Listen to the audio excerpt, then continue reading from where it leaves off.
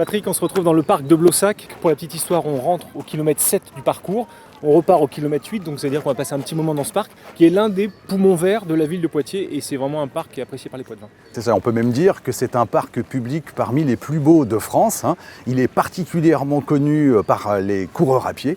Il faut savoir en effet que les 5 et 10 km qui précèdent le marathon du Futuroscope se déroulent ici même. Alors la question qu'on se pose, pourquoi le nom de parc de Blossac? D'où vient ce nom? Eh bien, c'est Paul-Marie Esprit de la Bourdonnais, comte de Blossac, qui lui donne son nom. Il est intendant et gouverne le Poitou de 1750 à 1784. Au cours de ses 34 ans passés à Poitiers, des grands travaux d'urbanisme et d'embellissement sont réalisés. Alors il y a le Pont Neuf par exemple, qui est créé, qui n'est pas très loin d'ici, et bien entendu le parc qui lui est achevé en 1770.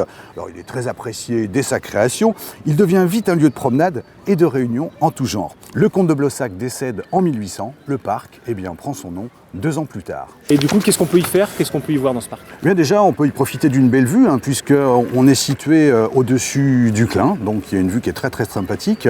Le parc, lui, fait 9 hectares. Il est composé en fait de plusieurs types de jardins. On a un jardin à la française, donc avec des formes très géométriques, inspirées et influencées en fait par les jardiniers de Louis XIV.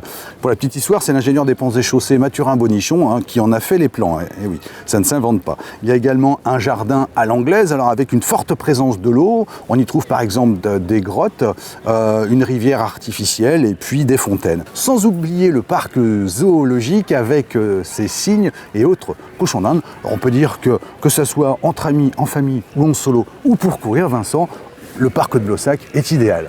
J'ai compris le message. Allez, j'y retourne. Merci Patrick. À tout à l'heure.